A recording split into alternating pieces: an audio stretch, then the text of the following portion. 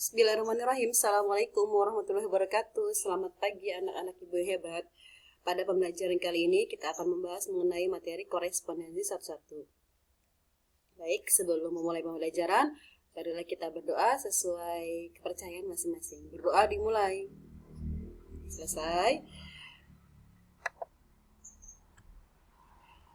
Nah, untuk sebelum kita masuk kepada materi, kamu harus tahu nih tujuan pembelajaran kita ini hari ini ya.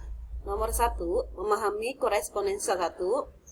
Nomor 2, menyelesaikan permasalahan mengenai korespondensi satu. Nah, baiklah anak-anakku yang hebat, anak-anak ibu yang hebat, ikuti pembelajaran ini dengan baik dan penuh semangat. Pengertian korespondensi satu-satu. Agar kalian memahami pengertian korespondensi satu-satu, perhatikan gambar berikut. Setiap rumah memiliki nomor rumah tertentu yang berbeda. Mungkinkah satu rumah memiliki dua nomor rumah? Atau mungkinkah dua rumah memiliki nomor rumah yang sama? Tentu saja jawabannya tidak. Begitupun dengan tempat wadah telur pada gambar. Satu wadah telur untuk satu telur. Nah, keduanya ini merupakan suatu fungsi yang disebut korespondensi satu-satu. Korespondensi satu-satu merupakan relasi khusus yang memasangkan setiap anggota himpunan A dengan tepat satu anggota himpunan B. Dan begitupun sebaliknya. Dengan demikian, banyaknya anggota himpunan A dan himpunan B haruslah sama. Kasus lain yang menggambarkan korespondensi satu-satu sebagai berikut. Asari memiliki nomor induk 216. Tohir memiliki nomor induk 279. Taufik memiliki nomor induk 292. Erik memiliki nomor induk 258. Zainul memiliki nomor induk 224. Nah, di sini jelas kenapa merupakan korespondensi satu-satu, karena seorang anak tidak mungkin memiliki nomor induk 2 atau lebih dari 2. Dan sebuah nomor induk tidak mungkin dimiliki oleh dua orang anak. Ya. Jadi ini merupakan contoh korespondensi satu-satu. Contoh korespondensi satu. Nomor 1. Di sini tadi disebutkan syarat korespondensi satu-satu adalah himpunan A dengan himpunan B itu banyaknya sama. Di sini memenuhi, dan himpunan A ke B itu harus semuanya punya pasangan tepat satu di B. Dan begitu pun sebaliknya, himpunan B ke A itu mempunyai pasangan tepat satu.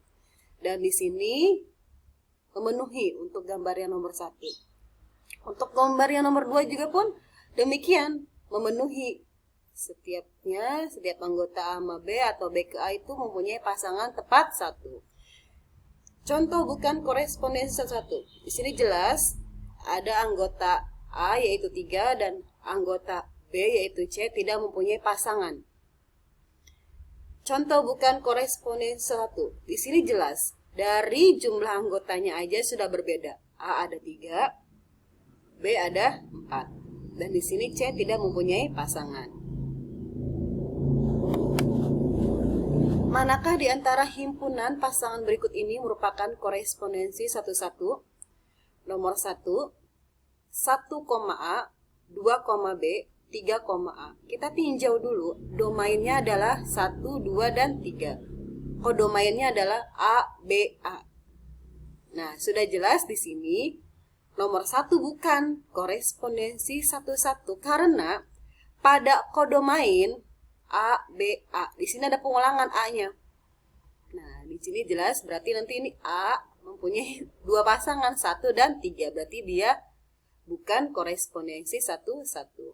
Untuk yang nomor 2, benar di sini ya, korespondensi satu-satu karena tidak ada pengulangan pada domain dan kodomain. Domainnya adalah 1, 2, 3. Tidak ada pengulangan kan? Kodomainnya 1, 2, 3. Tidak ada pengulangan juga kan? Nah, makanya ini termasuk korespondensi satu-satu. Yang nomor 3. benar korespondensi satu-satu. Di sini kita lihat, karena tidak ada pengulangan pada domain dan kodomain. Domainnya A, 2, B. Tidak ada pengulangan kan? Kodomainnya 2, B, A. Tidak ada pengulangan juga. Makanya dia benar korespondensi satu-satu. Berikutnya, perbedaan relasi, fungsi atau pemetaan, dan korespondensi satu-satu. Untuk gambar pertama termasuk relasi. Ya, relasi ini adalah aturan yang memasangkan A ke B, di mana tidak ada aturan khusus. Dia bisa mempunyai dua pasangan dan dia juga bisa tidak mempunyai pasangan. Untuk yang gambar kedua, di sini korespondensi satu-satu.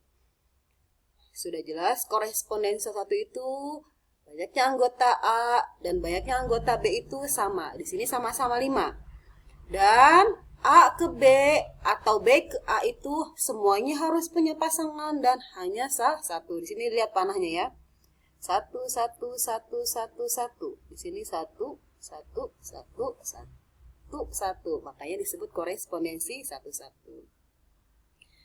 Kemudian, maaf, ini yang gambar ketiganya 6, 7, 8, 9, 10. Ini satu pasangannya. Tapi dia dari B ke A itu, nah ini ada dua pasangan nih. Dan ini tidak ada pasangan. Nah ini jelas bukan korespondensi. Tapi ini masuk dalam fungsi atau pemetaan. Sudah sebelumnya kita bahas fungsi pemetaan itu relasi yang memasangkan A ke B, di mana himpunan A semuanya itu harus punya pasangan tepat satu di B. Ini kan satu nih, 1, 1, 1, 1, 1 ya. Untuk B ke A-nya ini terjadi masalah. Yang penting himpunan A semuanya punya pasangan tepat satu. Ya, Ibu harap semuanya udah paham nih. Relasi mana, korespondensi satu mana, dan fungsi mana. Nah, jika melihat dari syarat korespondensi satu bahwa banyak anggota domain dan kodomain harus sama, maka bisa dirumuskan sebagai berikut. NA, banyaknya anggota A sama dengan banyaknya anggota B. Di sini disebut N ya. Maka banyaknya korespondensi satu-satu yang mungkin adalah N tanda seru ya. Tapi dibaca kalau matematika ini N faktorial. Sama dengan N kali N kurang 1 kali N kurang 2 kali dan seterusnya. Ini sampai pada titik 1. Misalnya nih misalkan ada soal himpunan A sama B-nya itu punya 4 anggota. Berarti kan banyaknya korespondensi satu yang mungkin itu 4 faktorial. Ini cara ngitungnya 4 kali 3 kali 2 kali 1. Tinggal perkalian menurun sampai ke titik 1. Hasilnya 4 kali 3 12, 12 kali 2 24, 24 kali 1 24. Contoh soal 2. Diketahui himpunan A sama dengan 2, 4, 6, 8, 10, 12. Ada berapa ini anggotanya? 1, 2, 3, 4, 5, 6. Dan himpunan B 1, 2, 3, 4, 5, 6. 6 ya. Maka tentukanlah berapa banyak kemungkinan korespondensi satu yang mungkin dapat dibentuk dari himpunan A ke himpunan B. Nah, di sini jelas, ini kan anggota A sama B 6. Berarti ini nanti 6 faktorial. Berarti perkalian menurun sampai dengan 1. 6 kali 5 kali 4 kali 3 kali 2 kali 1 sama dengan 720. Maka bisa disimpulkan bahwa terdapat 720 korespondensi satu yang dapat dibentuk dari himpunan A ke himpunan B. Contoh soal 3. Berapa banyaknya jumlah korespondensi satu yang dapat dibentuk dari himpunan C? Huruf vokal dan juga D, bilangan prima yang jumlahnya kurang dari 13. Di sini kita harus mendata dulu nih. Himpunan C itu vokal. Berarti A, I, U, E, O. Ada berapa ini? Ada 5. Himpunan D, bilangan prima yang jumlahnya kurang dari 13. 2, 3, 5, 7, 11. Ingat ya, 1 bukan bilangan prima. 1, 2, 3, 4, 5. Berarti ada 5 juga nih untuk himpunan D. Nah, karena anggota C dan anggota D adalah 5, maka untuk jumlah korespondensi satu-satu antara himpunan C dengan D adalah 5 faktorial ya. Ini salah Ibu ya. 5 faktorial, 5 tanda seru. sama dengan 5 kali 4 kali 3 kali 2 kali 1 sama dengan 120. Ibu ulangin, ini tanda seru ya, 5 faktorial.